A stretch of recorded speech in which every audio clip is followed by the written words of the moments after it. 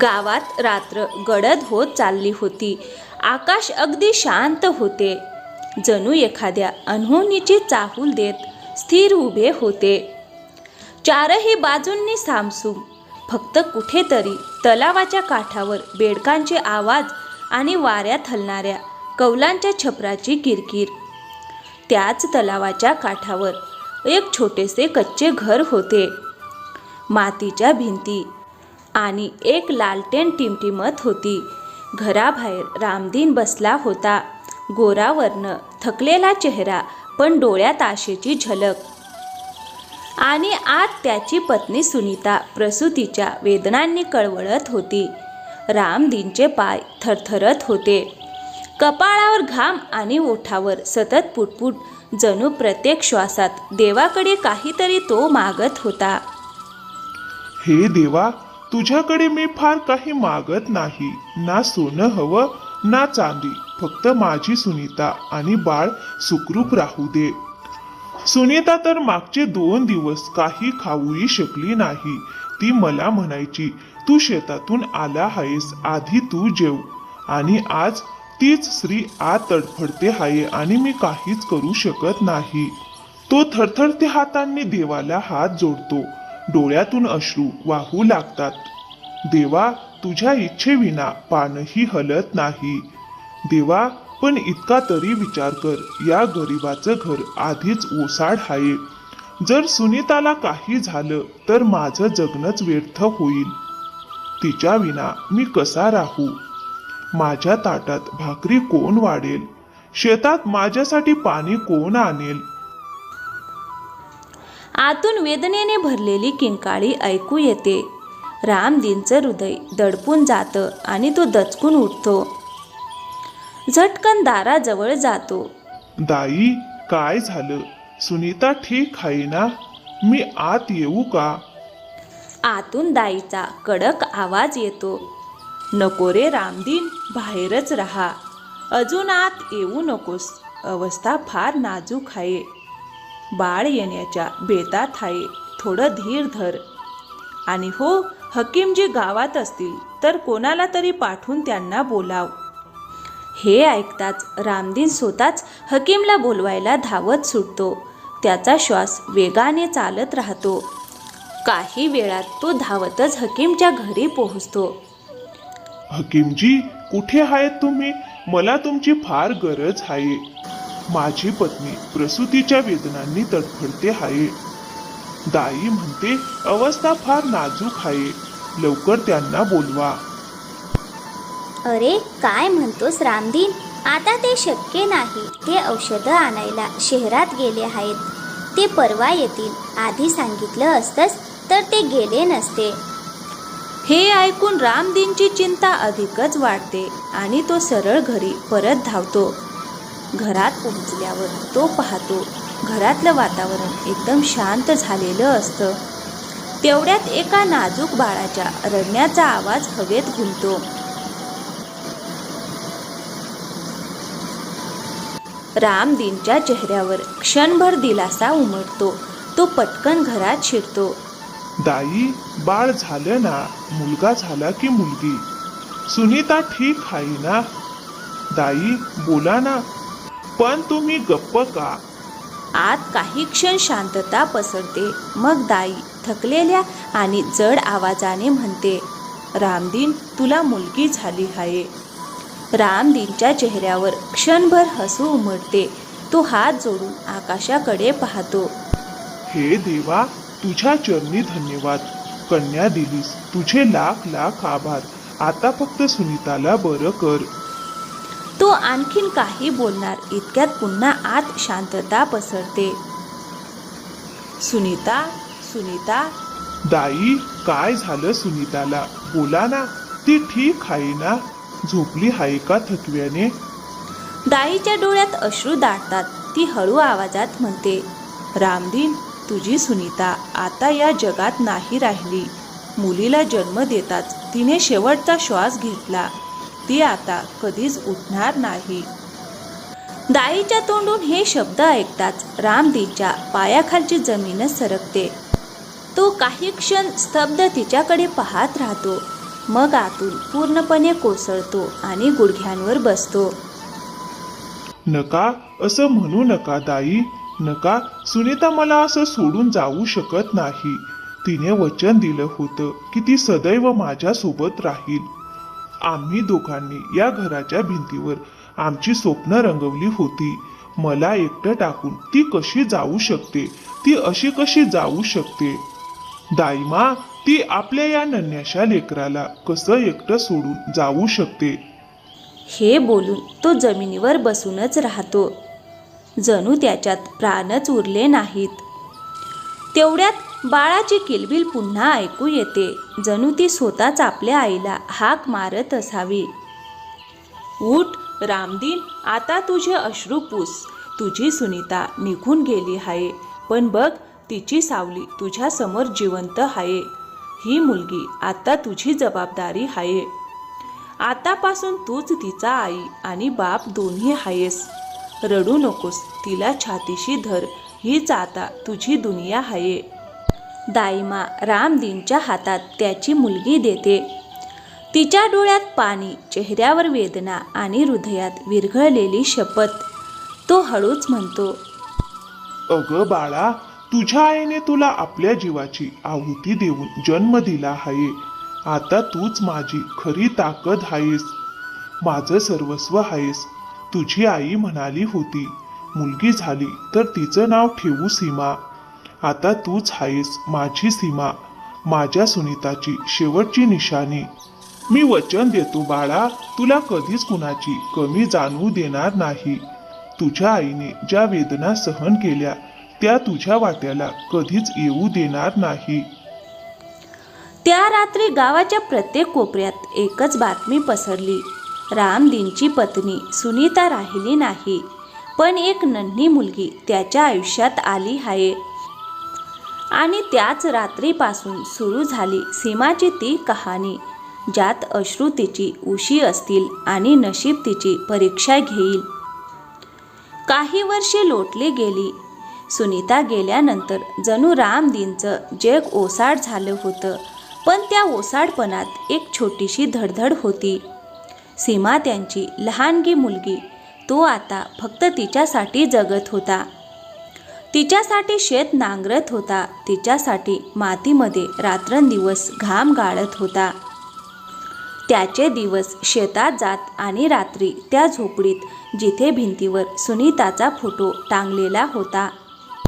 दर सकाळी सूर्य उगवताच तो छोट्या चौकीवर बसून सीमाला स्वतःच्या हाताने जेवू घालत असे. मग तिला प्रेमाने अंघोळ घालून स्वच्छ करून तयार करत असे आणि कामावर जाण्यापूर्वी तिला दाईच्या घरी सोडून जात असे. सीमा बाळा, आता तू मोठी होत आहेस. बघ, मी शेतात जातो आहे. मी परत येईपर्यंत तू दाई आईकडे राहा, बर का? दाई आई तुला खायला देईल. तू खेळ, थोडं शिक, पण हट्ट करू नकोस. बाबा, तुम्ही कधी परत याल? सूर्य मावळला की? हो बाळा, सूर्य मावळेल आणि मी परत येईन. मग मी येऊन तुला घरी घेऊन जाईन, बर का माझ्या लेकरा? हो बाबा. रामदीन रोज कामावर जात असे आणि जाताना सीमाला दाईकडे सोपवत असे. त्या बदल्यात तो दाईला पैसे द्यायचा प्रयत्न करी, पण दाई ते पैसे घ्यायची नाही, कारण दाईलाही ती स्वतःच्या मुलीसारखीच वाटू लागली होती. अरे रामदीन, काळजी करू नकोस. तुझी मुलगी माझी घरची शोभा आहे. मी तिला अगदी आई जशी आपल्या लेकराला जपते तशीच जपते मी. आणि तू रोज शेतातून परतताना जे तांदूळ किंवा काही नाणी देण्याचा प्रयत्न करतोस ना, ते राहू दे. आता तुझी परिस्थिती मला माहिती आहे. तू स्वतः अर्धपोटी जेवतोस. नाही दाईमा, हा तुमचा हक्क आहे. तुम्ही माझ्या मुलीची काळजी घेता. तिच्या डोक्यावर सावलीसारख्या उभ्या आहात. माझी सुनीता तर निघून गेली, पण तुम्ही देवाने पाठवलेली माझी मोठी बहीणच आहात, जी माझ्या सीमाची काळजी घेते आहे. मी तुमच्या हातात ठेवतो ते 2 पैसे म्हणजे तुमच्या सेवेचा मान आहे. दाई हसते, पण तिचे डोळेही पाणावतात. असा काळ पुढे सरकत गेला. दिवस महिने झाले, महिने वर्षात बदलले आणि पाहता पाहता सीमा आता 12 वर्षाची झाली. तिच्या डोळ्यात तीच निरागसता होती, तीच चमक जी कधी काळी सुनीताच्या डोळ्यात होती. पण आता ती दाईच्या घरी राहत नव्हती. तिला स्वतः चूल पेटवता येत होती, भाकरी लाटता येत होती आणि कपडेही धुता येत होते. रामदीन आता थोडा म्हातारा झाला होता. शेताची माती आता त्याला जड वाटू लागली होती. पण जेव्हा सीमा त्याच्यासाठी शेतात भाकरी घेऊन येत असे तेव्हा त्याच्या चेहऱ्यावर पुन्हा उत्साह येत असे. बाबा, आता तुम्ही थोडी विश्रांती घ्या. तुम्ही खूप थकता. मीही आता काम शिकते आहे. मला खूप काम येऊ लागलं आहे. उद्या मीही तुमच्यासोबत शेतात येईन. अगं मुली, अजून तुझ्या हातात नांगर नव्हे खेळणी शोभतात. तू फक्त तुझ्या आईसारखी साधी सरळ हो. माझं कर्तव्य फेडलं जाईल. शेतात काम पुरुषांचं असतं आणि तू तर माझी लहानशी बाहुली आहेस. मी आहे ना, जोपर्यंत श्वास चालेल तोपर्यंत तुझ्यासाठी मी माती नांगरत राहीन. पण बाबा, तुम्ही रोज खोकता का? दाई म्हणते तुम्हाला हकीमजींकडे दाखवायला हवं. अगं मुली, हा खोकला काही नाही. शेतकरी म्हातारा होऊ लागला की त्याचे श्वासही शेताच्या मातीसारखेच होतात, धुळीने भरलेले. तू काळजी करू नकोस, तुझ्या बाबांना काही होणार नाही. अशा रीतीने बाप लेकीची ती छोटीशी दुनिया आनंदात चालली होती. ते एकमेकांचा आधार बनून जगत होते. पण नशिबात काही वेगळंच लिहिलं होतं. एके दिवशी दुपारचं ऊन कडकडत होतं. रामदीन शेतात कुदळ चालवत होता. अचानक त्याला गरगरू लागलं आणि तो थोडा खाली बसला. तो कुणाला मदतीसाठी हाक मारेल तोच रक्तदाब वाढल्यामुळे त्याचं शेतातच निधन झालं. काही वेळाने काही शेतकऱ्यांना ही गोष्ट कळली आणि हळूहळू गावभर बातमी पसरली. दाईला जेव्हा कळलं तेव्हा तिने ताबडतोब सीमाला सांगितलं आणि तिला सोबत घेऊन शेताकडे निघाली. पण तोपर्यंत खूप उशीर झाला होता. रामदीन आता या जगात नव्हता. सीमा पूर्णपणे कोसळली होती. काही काळ ती दुःखाने काहीच बोलू शकत नाही. फक्त तिच्या डोळ्यातून अश्रू वाहत राहतात. पण अचानक ती हंबरडा फोडून रडू लागते. बाबा बाबा, उठा ना. तुम्ही तर म्हणायचात की सूर्य मावळला की मी परत येईन. आता तर सूर्य मावळायला आला आहे बाबा. बघा ना, मी घरी जायला वाट पाहते आहे. तुम्ही का उठत नाही बाबा? गावकरी हे दृश्य पाहून स्वतःही रडू लागतात. दाई आणि अजून एक बाई तिला सावरू लागतात. काही वेळाने गावकरी रामदीनचा मृतदेह घेऊन अंत्यसंस्काराची तयारी करतात. थोड्याच वेळात सीमा आपल्या वडिलांच्या चितेजवळ रडत उभी राहते आणि अश्रूंनी डोळे भरून ती अग्नी देते. तिच्याजवळ उभे असतात तिचे मामा आणि मामी. ते याच गावात राहत होते, पण आज वडिलांच्या निधनानिमित्त आले होते. याआधी त्यांनी कधी रामदीन किंवा सीमाची विचारपूसही केली नव्हती. दुसऱ्या दिवशी सकाळी सीमा आपल्या घरात दुःखी अवस्थेत बसलेली असते. तिच्यासोबत तिचे मामा आणि मामी असतात. अगं बाळा, आता तू अगदी एकटी पडली आहेस. आम्ही आहोत ना, तू आमच्या सोबत राहशील. तुझ्या वडिलांचे काही कर्ज असेल तर आम्ही फेडू. तुला कशाचीही कमतरता भासू देणार नाही. मामा, तुम्ही खरंच बोलताय ना? बाबा म्हणायचे आपलेच माणसं खरा आधार असतात. हो ग बाळा, आता तू माझी जबाबदारी आहेस. तू काही काळजी करू नकोस, सगळं ठीक होईल. माझं म्हणणं ऐक आणि तू आमच्या सोबत राहायला चल. अहो, काय बोलता तुम्ही? सीमा मुली हे घर कसं सोडून जाईल?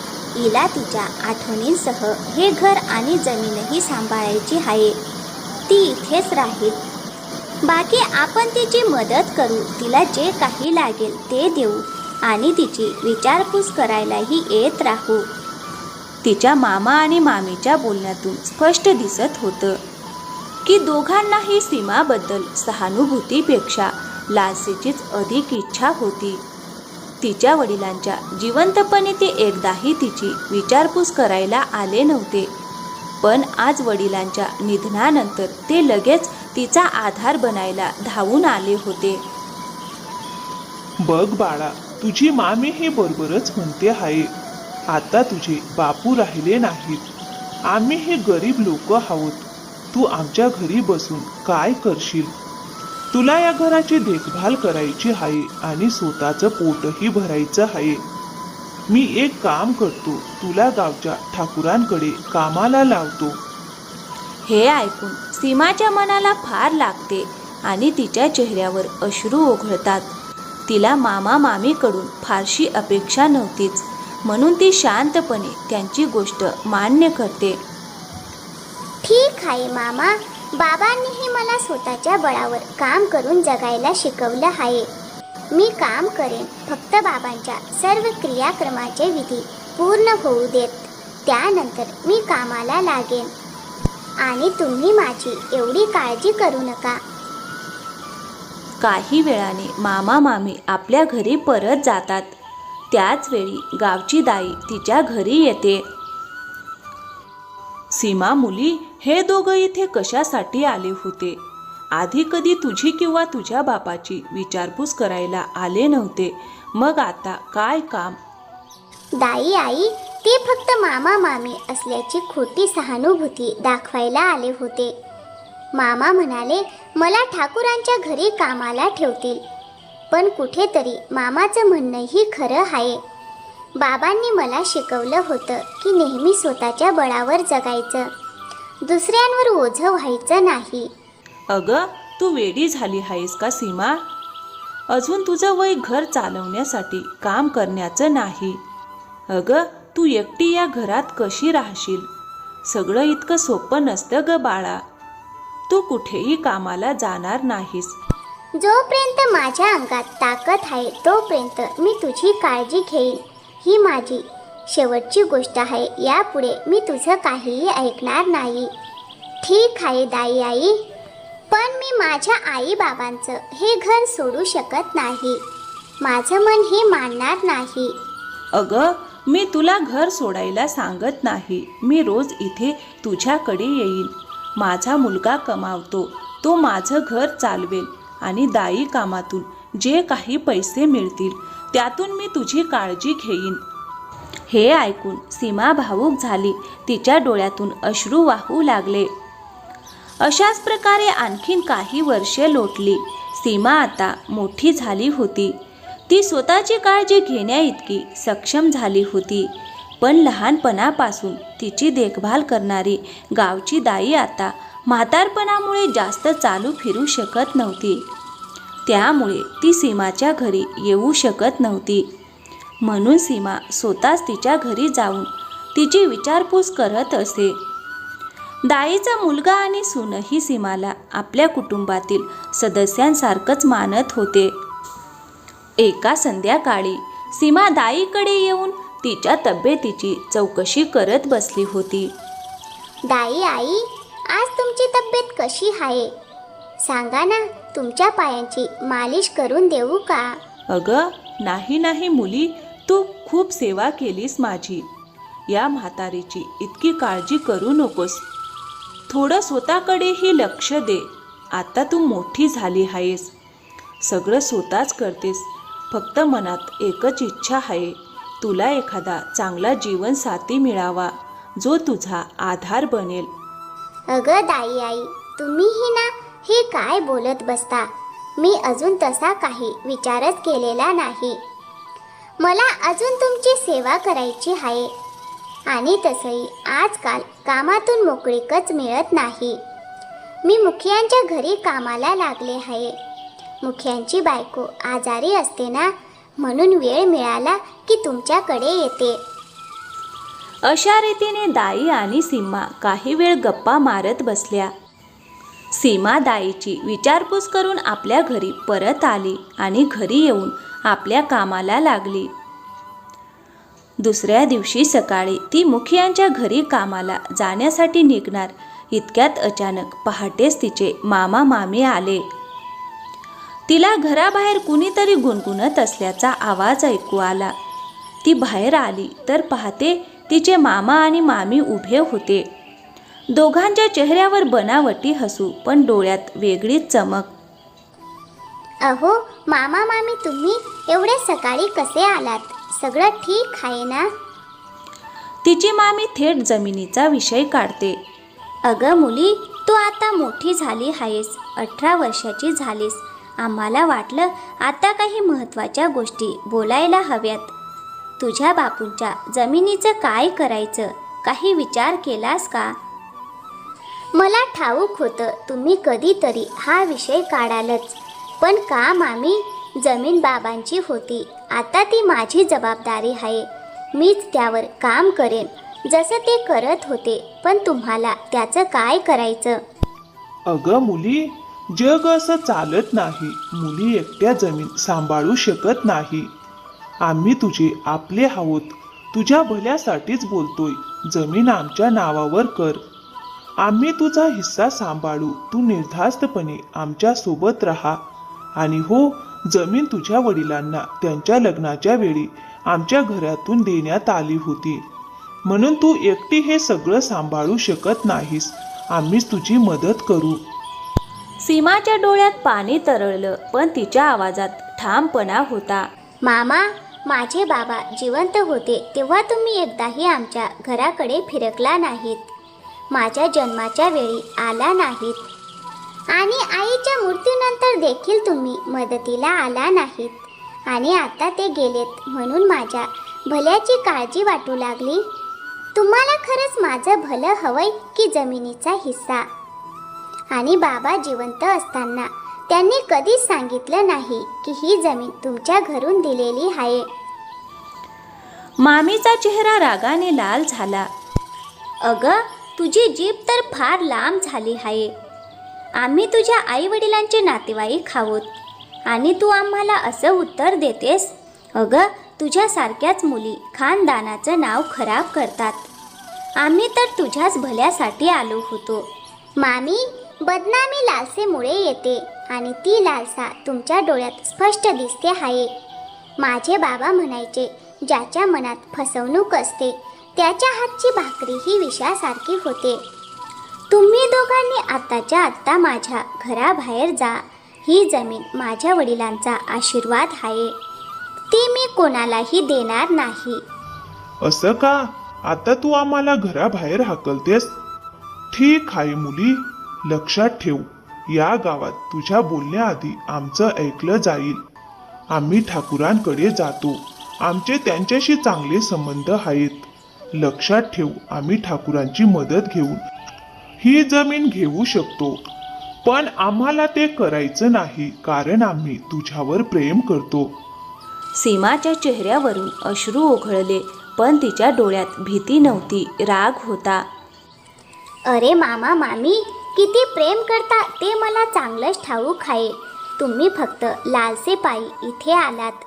लालसेने तुम्ही लाज आणि माणुसकी दोन्ही विसरलात. पण लक्षात ठेवा, मी गरीब आहे, एकटी आहे, पण कमकुवत नाही. हे ऐकताच ते दोघं पुटपुटत घराबाहेर निघून गेले. सीमा काही वेळ तिथेच उभी राहिली. तिचे हात थरथर करत होते, पण चेहऱ्यावर मात्र धैर्य होतं. आता मी रडणार नाही. बाबांनी शिकवलं आहे, कधीही झुकायचं नाही. आई बाबा नाहीत म्हणून कुणालाही त्यांच्या संपत्तीवर हक्क घेऊ देणार का? नावाचे नातेवाईक सगळे लालची. थोड्या वेळाने सीमा हळूहळू चालत मुखियांच्या घरी पोहोचली. आज सीमाला थोडा उशीर झाला होता. मुखियाजी अंगणात उभे होते. त्यांच्या चेहऱ्यावर काळजी स्पष्ट दिसत होती. अगं सीमा मुली, आज उशीर कसा झाला? तू तर रोज सूर्य उगवताच येतेस, काही अडचण झाली का? सीमाने मान खाली घातली आणि दुःखी स्वरात म्हणाली, माफ करा मुखियाजी, घरच्या काही गोष्टीत अडकले होते. मुखियांनी नीट पाहिलं, तिचे डोळे सुजलेले होते. मुली, तू रडली आहेस का? कुणी काही बोललं का तुला? असं मी आधी कधी पाहिलं नाही तुला. आता सीमा शांत राहू शकली नाही. तिच्या डोळ्यातून अश्रू वाहू लागले. तिने हळूहळू सगळं सांगितलं. मामा मामी कसे आले, जमीन मागू लागले आणि वाद झाला आणि त्यांनी कशी धमकी दिली. हे ऐकून मुखियांच्या डोळ्यात राग उसळला. अगं मुली, लालसेलाही एक मर्यादा असते. तुझे बापू माझे जुने मित्र होते. त्यांच्या जमिनीवर कुणाचाही हक्क नाही जोपर्यंत मी जिवंत आहे. नाही मुखियाजी, तुम्ही यात पडू नका. मला तुमच्याकडून काहीही नको. फक्त इतकंच हवंय की कुणीही माझ्या आई बाबांच्या कष्टावर हात टाकू नये. मुली, तू काळजी करू नकोस. मी स्वतः पंचायत बोलावी. तुझे मामा मामी समोर बसवीन. जे खोटं बोलतील त्यांना जमीन सोडावी लागेल. ती जमीन तुझ्या वडिलांचीच आहे. कुणी ती दिलेली नाही. त्यांनी कष्टाने विकत घेतली होती. तुझ्या बापूंनी गावाला कधी फसवलं नाही. आता गावही त्यांच्या नावावर डाग लागू देणार नाही. सीमाच्या डोळ्यात दिलासा उमटला.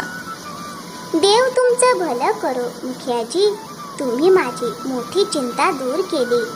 अगं मुली, मीही लेकरांचा बाप आहे. आई वडील नसताना काय वाटत असेल ते मला ठाऊक आहे.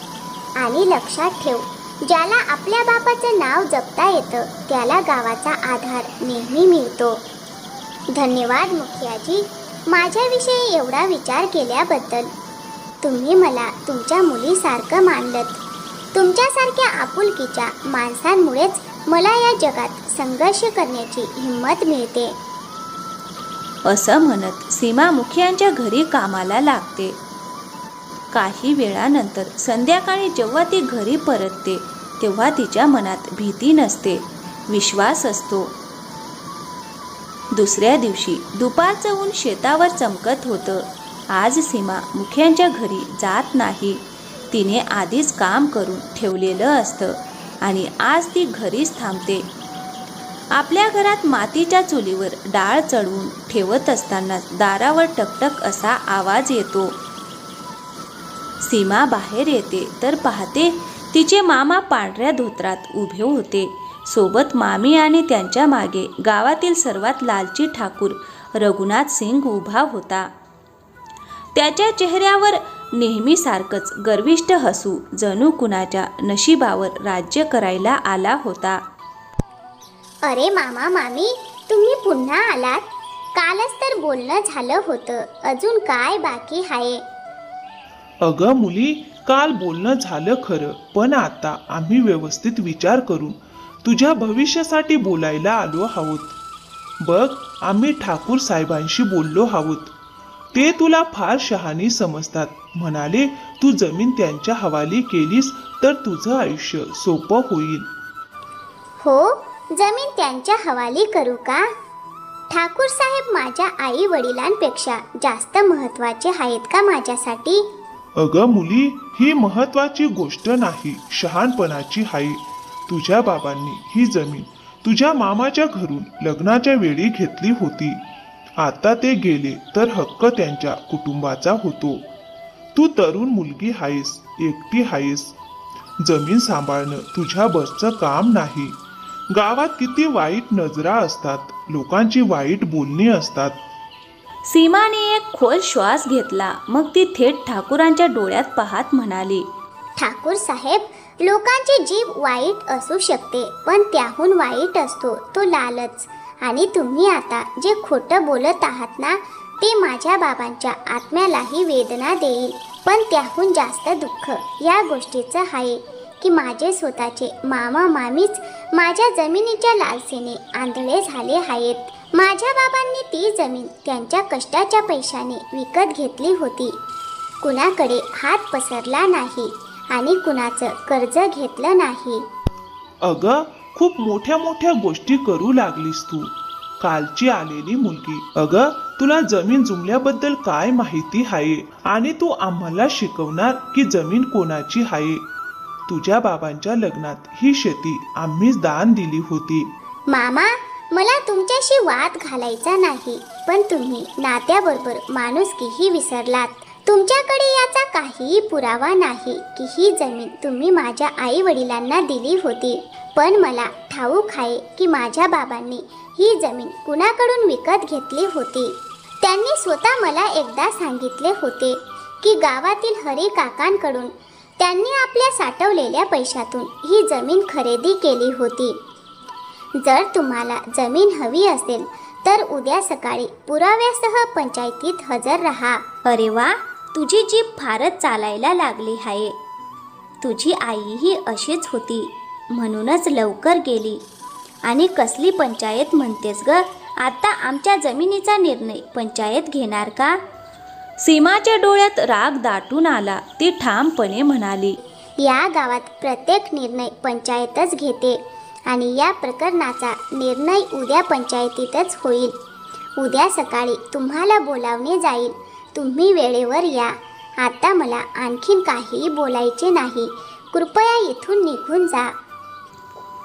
सीमाचे हे शब्द ऐकून सगळे थोडे चिंतेत आणि रागाने तिथून निघून गेले. थोडे अंतर गेल्यावर ठाकूर सीमाच्या मामा मामींना म्हणाला, अहो, तुम्ही मला इथे अपमानित करायला आणलं होतं का? पाहिलत ना कशी सरळ तोंडावर उत्तर देते ती मुलगी. मोठ्या लहानाचा काहीही मान ठेवत नाही. बघतोच तिला मी. ठाकूर साहेब, आम्हाला माफ करा. आम्हाला माहीत नव्हते की ती तुम्हाला असे उत्तर देईल. आता उद्या पंचायतीत काय करायचे याचा विचार करावा लागेल.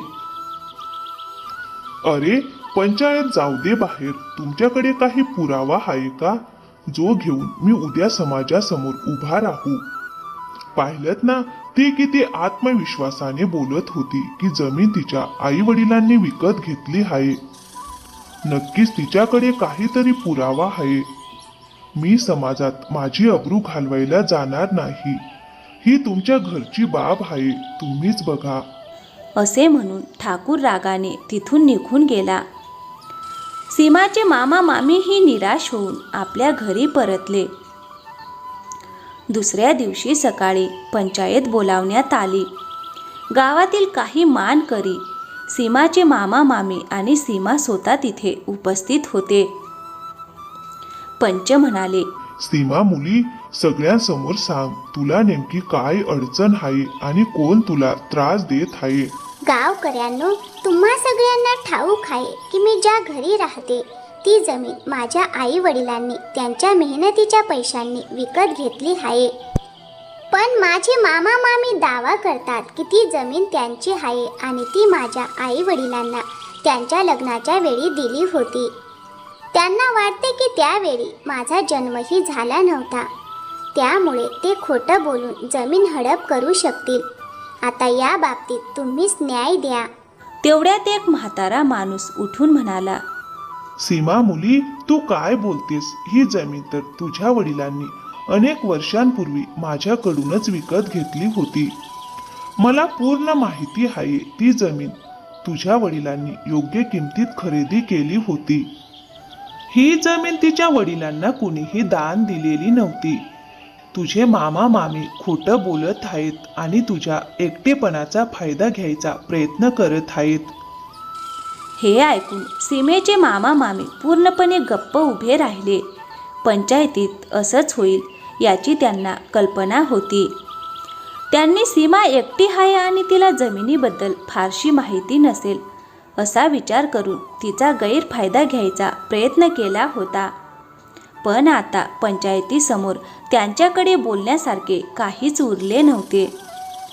पंचांनी विचारले, अहो, तुम्ही दोघे गप्प का आहात? काहीतरी बोला. आता आम्हाला जमीन नको आहे. आम्हाला माफ करा मुखियाजी. आम्ही लोभाच्या आहारी गेलो होतो. यापुढे अशी चूक पुन्हा कधी करणार नाही. अहो, तुम्हाला लाज नाही वाटली? स्वतःच्या बहिणीच्या मुलीला घराबाहेर काढायला निघाला होतात. कशासाठी? एवढ्या लोभाने आंधळे झालात. या बिचाऱ्या मुलीला आधार द्यायला तुम्हीच पुढे यायला हवे होते. तुम्ही तिचे मामा आहात आणि तरीही इतके स्वार्थी कसे झालात? या दुर्दैवी मुलीला आयुष्याने आधीच खूप दुःख दिले आहे आणि तुम्हीही तिलाच त्रास द्यायला आलात. खरंच ही मुलगी फार दुर्दैवी आहे. जिला कधीच आपल्या माणसांकडून प्रेम मिळाले नाही. पण आता ती एकटी नाही, आम्ही सगळे गावकरी तिच्या सोबत आहोत. आता ती कधीही एकटी राहणार नाही. तिचे दुर्दैवाचे दिवस आता संपले. मुखियांनी सीमेच्या मामा मामींना चांगले सुनावले आणि सर्व गावकऱ्यांनी त्यांच्या कठोर शब्दात निषेध केला. काही वेळाने लाजेने मान खाली घालून मामा मामी तिथून निघून गेले आणि दुसरीकडे आपल्या धैर्य आणि शहाणपणामुळे सीमाने गावकऱ्यांच्या मनात आपले स्थान निर्माण केले. मुखिया आणि सर्व गावकऱ्यांनी मिळून सीमाला न्याय मिळवून दिला. मित्रांनो, या कथेतून आपल्याला एकच शिकवण मिळते: सत्य आणि धैर्य नेहमी जिंकतात. परिस्थिती कितीही कठीण असली तरी जर आपण सत्याच्या बाजूने ठाम उभे राहिलो तर शेवटी न्याय मिळतोच. तर मित्रांनो, कसा वाटला आजचा व्हिडिओ? आवडला असेल तर व्हिडिओला एक लाईक करा आणि हो, चॅनलवर नवीन असाल तर प्लीज चॅनलला सबस्क्राईब नक्की करा. थँक्यू. धन्यवाद मित्रांनो.